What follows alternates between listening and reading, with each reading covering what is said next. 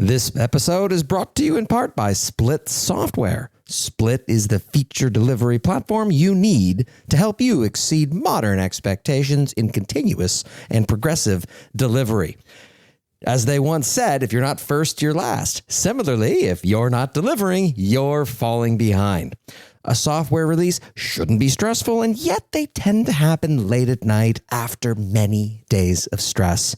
Imagine if it were otherwise. No mishaps, headaches, or hair loss. Split is the feature data platform software engineers need to release features quickly and safely. You and up to 10 of your colleagues can create your first feature flags at split.io/AWS Morning Brief. That's split.io/AWS Morning Brief. In case you haven't heard, there's a vacancy in AWS's C-suite. Rachel Thornton, AWS's Chief Marketing Officer, has left. What should customers and onlookers expect from the cloud service's next Chief Marketing Officer? It won't shock you that I have some thoughts about this. A lot of thoughts. So many really, really good thoughts that I've decided to submit a very public, unsolicited letter to AWS's executive leadership team. In fact, I have it right here with me. Allow me to read it to you. Dear Matt Garman, it pleases me to submit my candidacy as the next Vice President and Chief Marketing Officer for Amazon Web Services. The expression of a role like this always comes down to the unique perspective of the person in the job. So permit me to expound on why I believe I'd be the best think big candidate for this role. First, a role like this requires having walked a mile in the customer's shoes, and I am a long-standing AWS customer myself. I've seen firsthand what aspects of AWS's marketing resonate, which fail to gain traction, and which subject the company to mockery and derision. You couldn't ask for more customer obsession when the person marketing AWS services to customers actually is a customer themselves. Second, marketing necessitates telling stories about what the customer's experience would be if they use your product or service. I'm a consummate storyteller, as evidenced by the truly ridiculous number of posts I've been able to write about AWS over the past 6 years. Third, as a business unit with an $80 billion run rate, AWS is clearly focused on how it'll drive the next $80 billion. While it's true that the AWS bill never gets smaller on its own, AWS obviously wants to accelerate adoption by new customers. Fortunately, this resonates with me as I lack any semblance of patience whatsoever.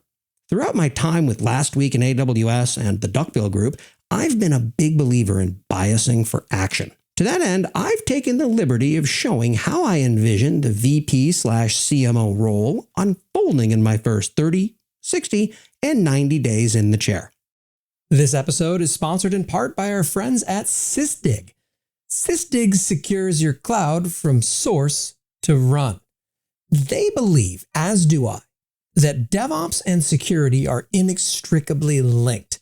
If you want to learn more about how they view this, check out their blog. It's definitely worth the read.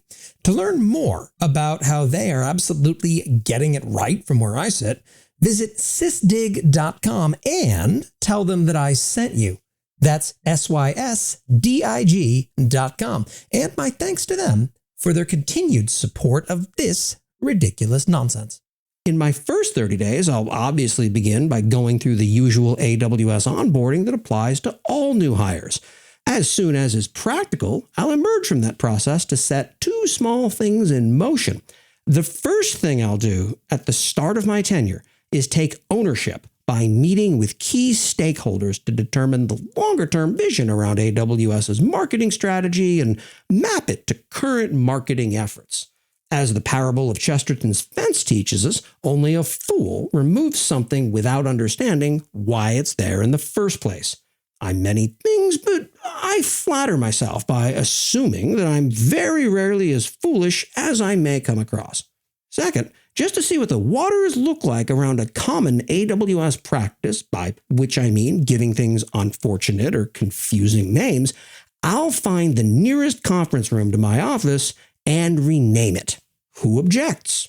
What obstacles arise along the way? And exactly how much can I get away with?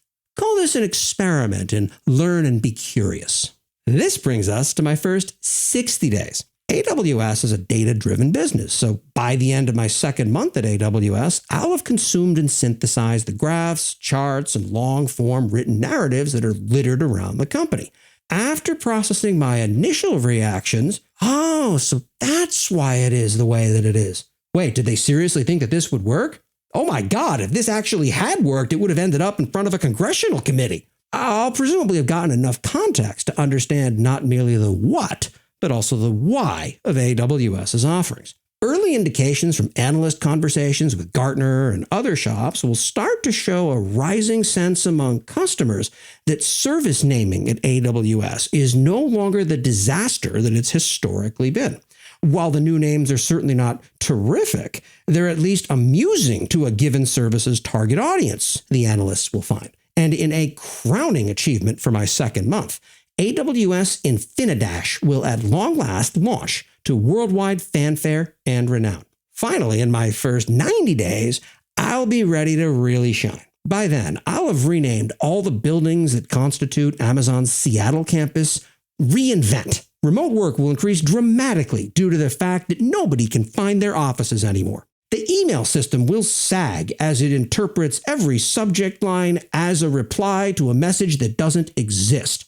Andy Jassy will awaken one morning to discover that his middle name is now Corey. A Quinnipiac poll will show Jassy's popularity surging wildly among every demographic, and he'll begin to consider a run for office. As you can see, the face of AWS will change dramatically when I take the helm as vice president and CMO. I know that I'll deliver results like these. After all, I'm right. A lot. I thank you for taking the time to read this very public letter and look forward to hearing back from your team regarding next steps. Snuggles and rainbows, Corey Quinn.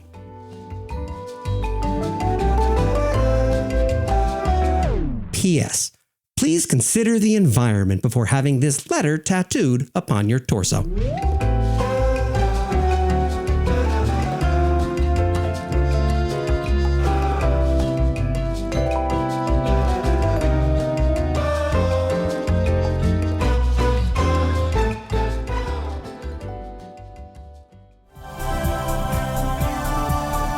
This has been a Humble Pod production. Stay humble.